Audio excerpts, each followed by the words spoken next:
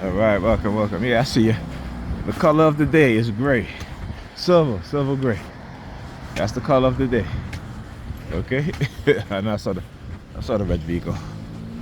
I know. There's another one here. Is that the same one from yesterday, last night? Not quite sure. Anyway, welcome back to a brand new video of the Target Individual Program, talking about experience. So, woke up early this morning, and another red car, and they started engaging in a heavy dose of noise campaign. And you're going to see the patterns of 3. So I just showed you the red car right here. That's 2, and at the corner, that's 3. Right?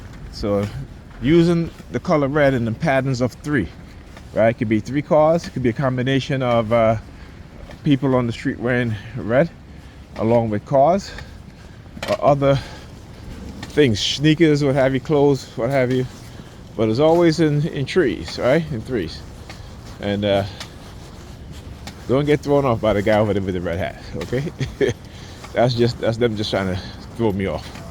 But again, that is what they do. So anyhow, last night Pam called me and asked me, she's like, did you get a list of clothes from the laundry in the basement? And I'm like, what are you talking about? And she's like, I said, no, you probably told me. And I'm not sure if she mentioned it to me or not. I didn't remember. I said no. And so this is for Monday now, right? Monday. I stepped up on Monday because you know, I had my mattress. I did my mattress to inflate, right? Not inflate, but you know, to get to its size, its height, I should say. And so I stayed over Monday. She did laundry, and again, she does laundry late at night. And I don't understand why. And I keep telling her, I said, you make no sense. You know, you'll be home. You're home for you were home 7 days, 7 days, 6 days. You were home 6 days, right? I said to her, you could have done laundry Friday, Saturday, and Sunday, but you want to do laundry Monday night, right? Late too. You know, I'm talking about after 12 o'clock. So she didn't go to bed until probably minutes to 2. No, I think about after 1, right? After 1. And so when she left Tuesday morning, she had mentioned to me that there's clothes downstairs in the basement. But I forgot about it. Really and truly, you know, it was out of my mind. You know what I'm saying? But it happens, you know. That's part of the neurological damage that they've done to me. And like I said, no matter what they do, they cannot fix that. Even though they'll attempt to, even though they'll try to create false perception that they have not caused me neurological damage, which again is a lie, because I have the medical proof to show it, right? So again, you know, they can try to deceive and manipulate other people, but again, it's a lie. All right, again, patterns of, what is it, patterns of 3 now? Let's see. Oh, it's actually 4. 1, 2, 3, 4 in the front there. So what do you think? Because I've been showing the patterns of 3, now they're trying to you know, break up the pattern. But look, LKF 3326, number 32. Okay. Yeah, but you know, hey, listen, I've shown the pattern too many times. So again, what they'll try to do now is to say, oh, it's not a pattern. You know, look, we got 4 red cars next to each other. That's still a pattern, because then always, why would all those red cars be together like that? Right? You know what I'm saying? So, you know, you don't put those red cars together like that, right? If people park their cars, it's random. But when you're a TI, particularly when they're engaging in color warfare, psychological color warfare, right? Colors are used in tandem with one another, right? It can be a combination, but you will recognize those patterns because, again, you can't help but recognize it because you're conditioned to recognize it because of what they put into your psyche, your subconscious. So, you know, interesting stuff.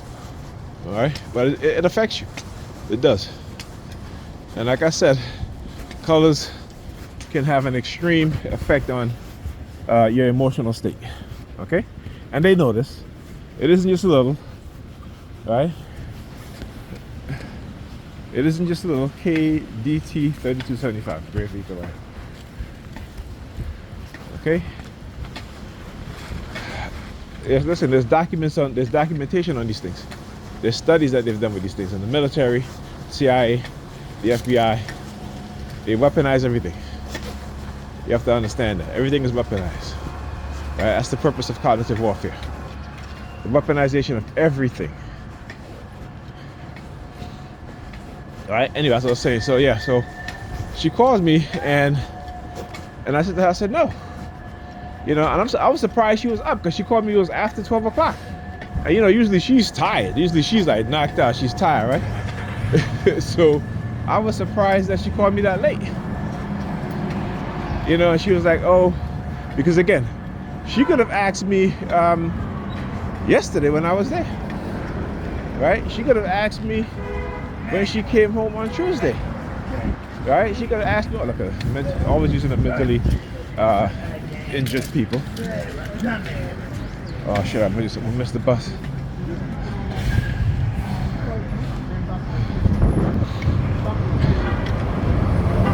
Shoot. Alright, I'm early anyway.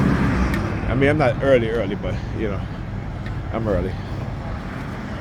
So anyway, that's what I was saying. So she goes to act all the time. So then she goes, so at 12 o'clock, she's like, oh, I want to take a shower. So looking for towels, and I realized that there's no towels there. Okay, so you didn't take a shower Tuesday? Huh? You did not take a shower Tuesday when you came home from work? You got up the next day and you decided you're going to just go to work without taking a shower? Right? And on top of that, what happened to Tuesday night? I mean, Tuesday night. So what happened to yesterday? You know? And then let me tell you what she did. So yesterday she called me, but I was picking up a list. I said, I'll call you back. She's like, oh, call me back. I said, I'll call you back. I got back in the house. I just got back in the house. She's calling me again. I'm like, okay, what's going on here? So I didn't answer. So I was like, you know, I didn't answer. Actually, right before she called me, the New York Police Department began using their sirens. Right? The New York Police Department began using their sirens immediately right before she called me. So I didn't answer, right? Because I wanted to see what they're going to do afterwards. Right? And it was only for a couple seconds. Like I said, I wanted to see what if I didn't answer, what their response would be, and if I answered, what the response would be. So I didn't answer, and then I called her back. Right? It was like almost immediately, right? And they sent out the ambulance. We're using the sirens and shit, right? I'm like, okay, whatever.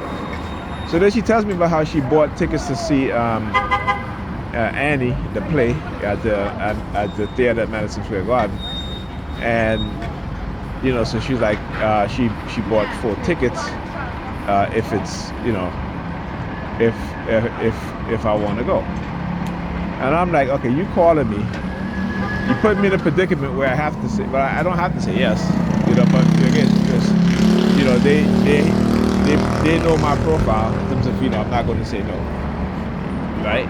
Because again, you know, she's you know, okay, here's the thing. Like I said, I always know when they're up to something. I always know when they're up to something because she does stuff like this, right? But she rarely ever do. But it's twofold in what they're trying to accomplish, what they're trying to do. One is to see if I would say yes or no, right? And of course, you know, so she can go tell the kids, well, you know, there's tickets, and you know, actually, if your daddy, he says no, and this and that. So they're trying to put me in a bad light, in a bad spot, right? Again, that's what they do, right? And 2 is to gauge my behavior when it comes to being in large crowds. Okay, now, like I said, it doesn't happen all the time, but every other year they'll do it. Yeah, man. Right, but every other year they'll engage in something like that, and they'll use her to do it. All right, anyhow, I'll talk to you guys.